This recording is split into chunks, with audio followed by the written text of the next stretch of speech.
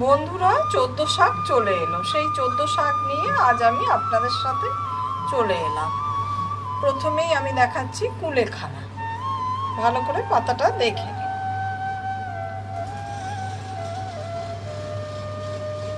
নিম পাতা, থানকুনি পাতা, মূলো শাক, কেও শাক, তেলাকচু। তেলাকচুর পাতাটা ঠিক এরকম হবে। এটা হলো বেতো শাক, এটা সবাই জানেন। এবার আমরা নিচ্ছি মানকচু শাক। মানকচুর পাতাটা দেখে নিন, কচি দেখে নেবেন।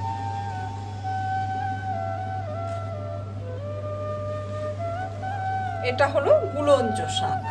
পাতাটা দেখিয়ে দিচ্ছি, কিছুটা পানের পাতার মতো।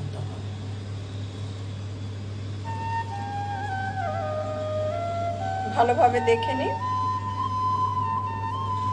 এটা আমি সুজনি শাক নিয়েছি। এটা ভাত পাতা।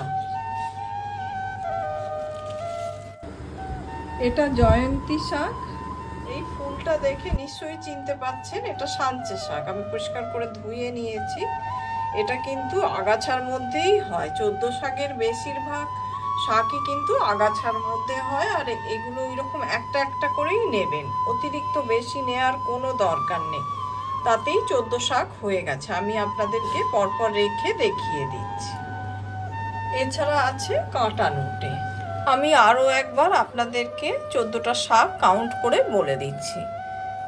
এই মানকচু, এটা জয়ন্তী শাক,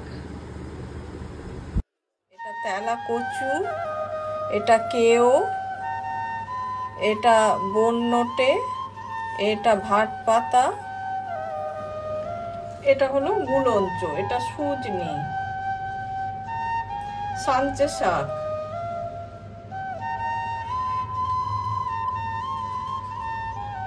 এটা থানকুনি, মূলো শাক, নিম পাতা, এটা কুলেখাড়া, আর এটা মানকচু। এদিকে বেতো শাকটা একটু শুকনো হয়ে গেছে এই করতে করতে। ব্যাস 14 রকম হয়ে গেল আমার। এই শাকগুলোকে আমরা পরিষ্কার করে ধুয়ে নিয়েছি। আপনি যদি অনেকটা বেশি খেতে চান তাহলে কোনো একটা শাক একটু বেশি নিয়ে নেবেন। এবার এটাকে আমরা ফাইন চপ করে কেটে নিচ্ছি।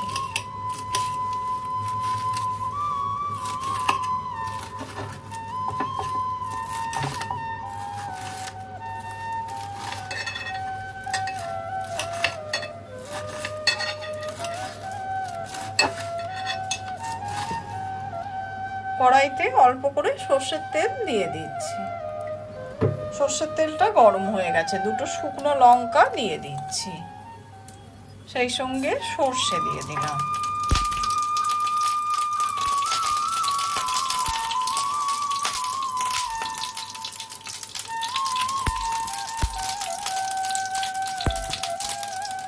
ফোড়নটা থেকে যে সুন্দর গন্ধ ছাড়বে তখন আমরা কেটে রাখা শাকটা দিয়ে দিচ্ছি।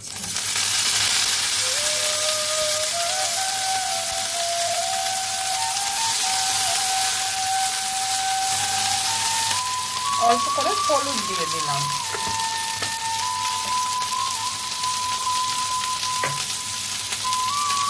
অল্প করে নুন দিয়ে দিলাম।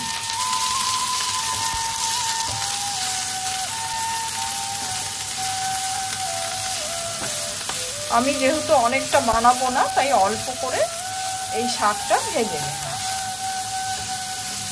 আপনি যদি বেশি করতে চান যে কোনো একটা শাক বেশি দিয়ে দেবেন, কিন্তু এই শাকগুলো একটু তিতো ধরনের, সেই জন্য আমি অল্প করেছি।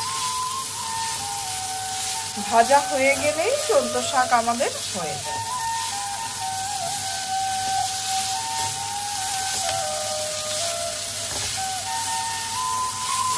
14 শাক আমার হয়ে গেল।